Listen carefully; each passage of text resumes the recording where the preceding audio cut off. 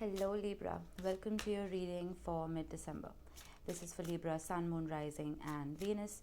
Please make sure you check all your placements to get a clear picture of what's going on for you at this time. As always, this is a general reading. It may or may not resonate for all of you. Please take the bits that do resonate and leave the rest behind for somebody else. The cards are being really weird.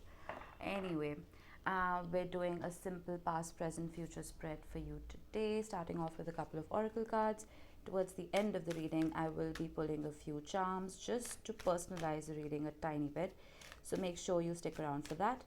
And I am planning slightly larger readings for the jump from this year to the next.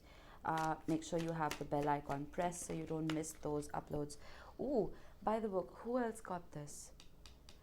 Leo got this, and I gave them a very long lecture. So if you have Leo placements, I would go check that out. And we have Wreath. There in the circle of life tends to breathe death. One is not without the other, eternally bound by the essence of spirit. This is the World card and the Wheel of Fortune, all rolled into one for me, at least. But I will grab the book just so I don't tell you anything wrong. These cards are phenomenal, and the way they explain it in the book, I will not be able to. Now, it says life is always ebbing and flowing in a cycle of good and bad. Circles are perfect representations of the wheel of life. So when wreaths enter your spread, it is a reminder that good fortune will return to you in time. So something is changing, and that is quite appropriate, is it not? We are in the last home stretch of the year, and thank the Lord for that, because it's been a doozy. But by the book, now there are times I agree with this card and there are times that I don't. And in Leo's reading in particular, I did not. I hated it. I hated that it showed up. For you, on the other hand, I feel like, Libra, you have been doing something that it's almost like you're doing something in a very acceptable way. Okay, and I wouldn't expect anything else from you. By the book is the energy of not breaking any rules. It is the energy of doing what is expected of us, right? The social construct that we are born into, each and every one of us. It's almost like we are not straying from it, right? There are certain laws, universal laws, that sometimes if we submit to, we are supported, right? This is like the opposite of the fool energy. This is not taking a risk. This is knowing exactly what blueprint you are expected to follow and following it. Okay, so we will see. I'm not going to say too much about this just yet. I want to see your spread first. But if you see the elephants right there, they do represent loyalty. So if you are part of, let's say, a nuclear family, you're the perfect model mother, the perfect model father, you know what I mean, or the perfect model child. But there's something here, there's something that needs to be closed out. Now, whether that's a personality trait or that is a way of relating to your relationships, we will see. I'm going to get one overall energy card for you. 5 of Pentacles, right? Interesting. I'm almost feeling like you did everything by the book. You did everything that was acceptable. Whether this was, again, in a relationship, in a family dynamic, in a friend dynamic, in a social dynamic, at work, you didn't stray. You followed the rules. But I feel like you still didn't get to the place you wanted to be at. But the wreath is here to say that things are changing. So let's see. What was in the recent past for Libra? I can't. I mean, would you look at this? Would you look at this? What did I say? We have the Queen of Wands and we have the World. I love when tarot is cohesive. I mean, I love it. There's no better high, I swear to God. Okay, what is in the present moment? 2 fives, 5 of Swords, 2 of Pentacles. Ooh, future for Libra. How I love it. Oh, very interesting. The Lovers with the 8 of Cups. I think Aries had a very similar energy as well. These are your pillars of support that hug the reading. We have the King of Pentacles and the Three of Swords. Bottom of the deck, we have Seven of Cups, the Hierophant, Seven of Wands, and the Emperor.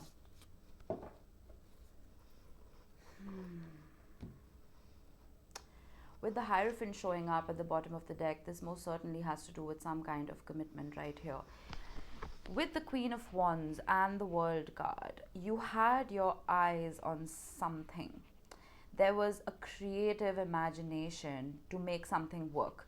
It's like you weren't complacent, you weren't going with the flow, you know, you were taking initiative, you had the energy and the drive to achieve something. But with the Three of Swords, I'm almost feeling like you felt deflated. Something didn't work the way you wanted it to work.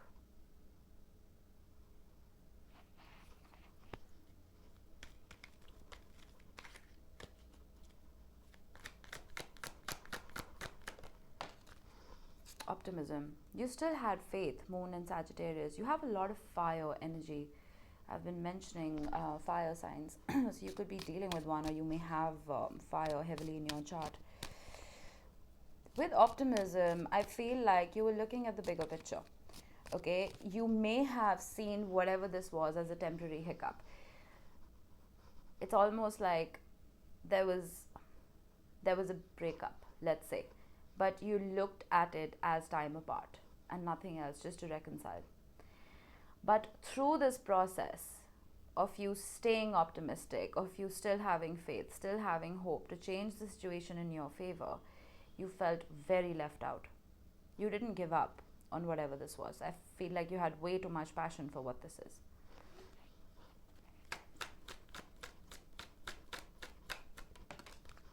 Domination. Mars in Sagittarius. Wow, that's a lot of Sag energy.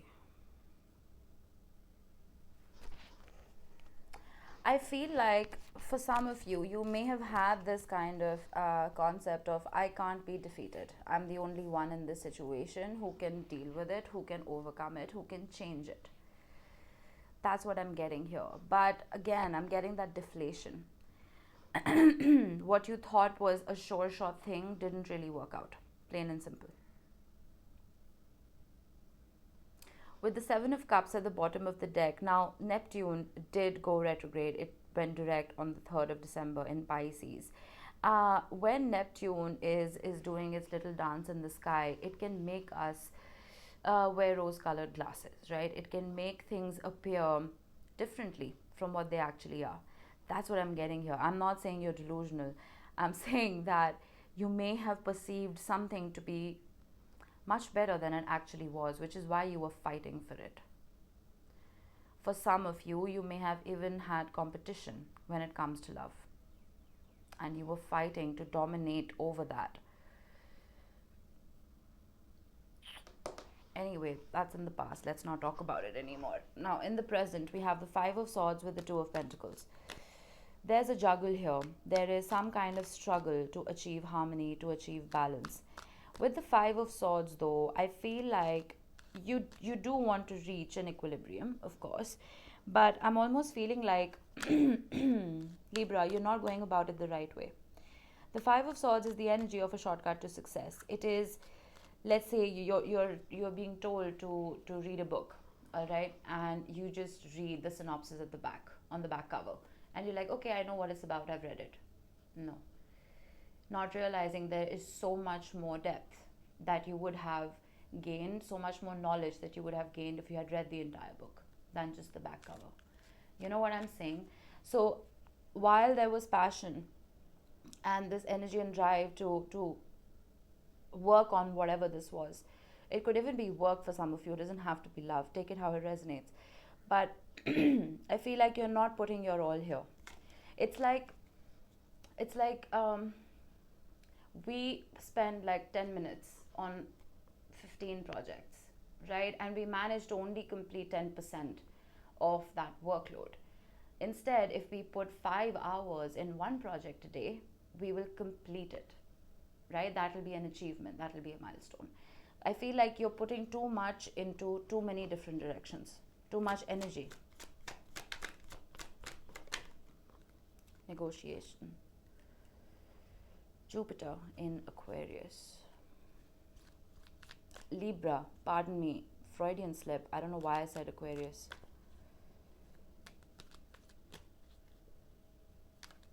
You see, isn't that really similar to the Two of Pentacles energy, the juggle? I feel like you were constantly placating yourself by telling yourself that, okay, both of these tasks are important. I need to put equal amount of energy, otherwise I will lose whatever this is. For some of you, this could have been a work-life balance. It could have been a work-love balance or a life-love balance, whatever. But I feel like neither of those situations are getting the best of you because you're overextending yourself.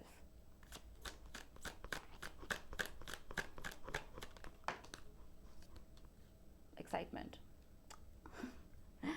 Mercury in Gemini. Again. You see, now Gemini energy, my Mercury is in Gemini, so I can say this from experience. Gemini energy is not duplicitous like most people think. It is the energy of wanting to know everything about everything. Okay, Gemini energy is literally somebody who reads the back cover and not the entire book because they want to have something to talk about and know about everything. Right? So it is jack of all trades, master of none. So I don't know how this is related to the past for you, but maybe this is someone else's energy. Maybe this isn't yours after all. Because we have the number 3 again. It is possible, very generic theme, it is possible that someone was juggling more than one energy. Oh my God, this makes sense now.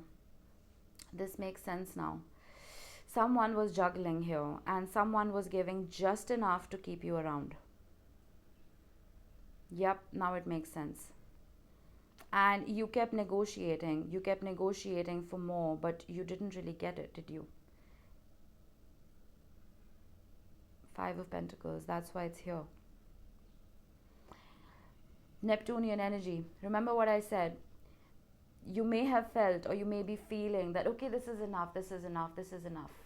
It's all right. It's enough to make me stay. It isn't. It most definitely isn't. The rose-colored glasses need to come off, Libra. I am not a rainbows, fairies, unicorns kind of reader. I say it like it is. It's not going to resonate for everyone, but the person it resonates with, if it helps them, that's all that matters to me, which is why the world and Wreath are here. Oh my God, buy the book. You've been doing everything right. You're not at fault here. This is not your energy. This is someone else. You have been doing everything right. With the Queen of Wands in the past as well, I feel like your energy was going in the right direction. But whoever this person is, look at what's at the bottom of the deck. I randomly glanced at it. Manipulation. Jupiter in Scorpio. Someone has been emotionally manipulating you. I'm almost getting that, oh, a good morning text is enough. That'll keep Libra around. Hell no.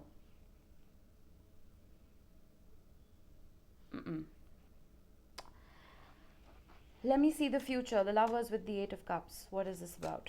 You're walking away. Protection. Moon in Aries. When I was reading up about this card, it explained the difference between mothering and smothering. All right. It explained that we may have a whole amount of love for somebody or something, and we would do anything to protect them. Not realizing sometimes we need protection from them. You know what I mean? This person challenged your stability. The King of Pentacles is the complete opposite of whatever energy this person is coming in with. The King of Pentacles is unchanging, consistent, and very, very stable. And I feel like that is what you've been wanting all along. But you never know. This person might change their energy and start coming in correctly. Criticism. And I feel like your eyes are finally opening to this, Libra. You're finally pointing fingers in the right direction. Earlier, you may have been wondering, what did I do wrong? How is this my fault? Why am I not worthy? Not everyone is in a third party situation, all right? A third party doesn't always have to mean another romantic interest. It could just mean something else that took priority and precedence over you. Could be work, could be family, could be social engagements, whatever made this person put you on the back burner. I feel like the rose colored glasses are coming off. You see, just look at these cards, like how beautiful. You have criticism and you have protection. You're finally protecting yourself from this. You're putting yourself first. I want to get a card on the King of Pentacles, please. Ostentation. Oh, interesting. Saturn and Taurus. I feel once you walk away from this, once you remove yourself from this confusion, that is why the Hierophant is here. The Hierophant is Taurus energy. I feel like there is going to be a whole lot of everything when it comes to this person. Not only will they come in correctly, but they are going to be over the top about it. I don't know if I should trust this though, with the Ostentation card. Because ostentation is the energy of too much all at once, right? It is like, it's love bombing, plain and simple. There's no other better way I can put it. It's love bombing. Once you remove your energy with the wreath and the world and the Eight of Cups, once you close out whatever this is, realize that regardless of how much work you've put in this, you need to excuse yourself. That is when this person comes in with a whole lot of everything.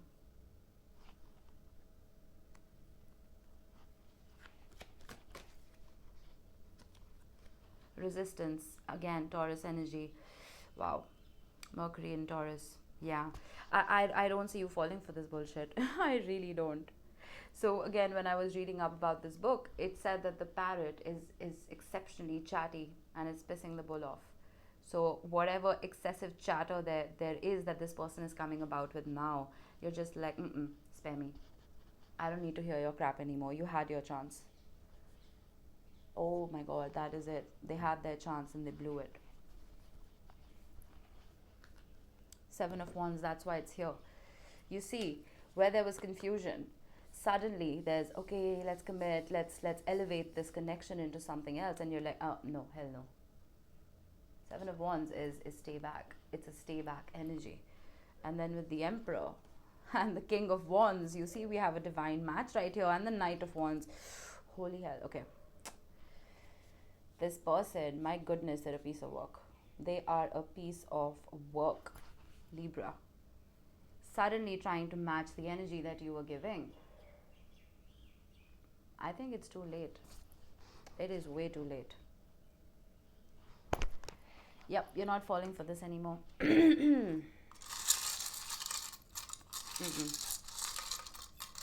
Wow, this person's energy really pissed me off. Alright, for your charms, we have Gemini. So you could have Gemini heavily in your chart. You could be dealing with someone who does. We do have Mercury and Gemini here as well. We have love. Yep. I'm not saying this person doesn't have feelings for you. I'm just saying that the way they go about it is highly toxic. We have a camera. Some of them may be keeping an eye on you, realizing that there's been a glow up because you're finally putting yourself first. And what does that do? Moths to a flame. We have a pentacle. That is what the King of Pentacles offers. Stability, groundedness, something steady, unchanging, and consistent. It is up to you if you're going to believe them. We have the letters J, F, and T. These could be your initials. They could be the initials of someone you're dealing with. Doesn't have to be. They could also be the first letters of a country or a city or a company. But there we have it. I hope this helped you, Libra. It was slightly generic, too generic for my taste, but I hope this helps someone out there. And I will see you in the next one. Bye-bye.